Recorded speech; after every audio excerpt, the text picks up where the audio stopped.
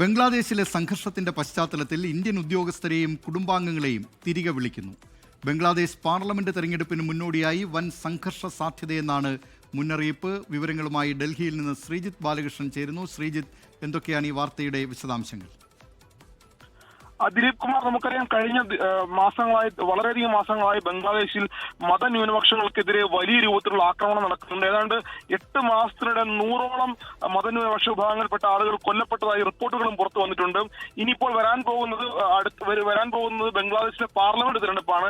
ഈ പാർലമെന്റ് തെരഞ്ഞെടുപ്പിനോടനുബന്ധിച്ച് ബംഗ്ലാദേശിൽ വലിയ രൂപത്തിൽ ആക്രമണങ്ങൾ ഉണ്ടാകുമെന്നാണ് ഇപ്പോൾ റിപ്പോർട്ട്. ആ റിപ്പോർട്ടിന്റെ അടിസ്ഥാനത്തിലാണ് ഇന്ത്യൻ ഉദ്യോഗസ്ഥരെ ബംഗ്ലാദേശിലെ ധാക്കയിലും ചിറ്റഗോങ്ങിലും അടക്കമുള്ള ഇന്ത്യൻ ഉദ്യോഗസ്ഥരെയും അവരുടെ കുടുംബാംഗങ്ങളെയും, അത് വളരെ നിർബന്ധമായും കുടുംബാംഗങ്ങളെ മുഴുവൻ ഇന്ത്യയിലേക്ക് തിരികെ അയക്കണമെന്നാണ് ഇന്ത്യൻ അധികൃതർ നൽകിയിട്ടുള്ള നിർദ്ദേശം.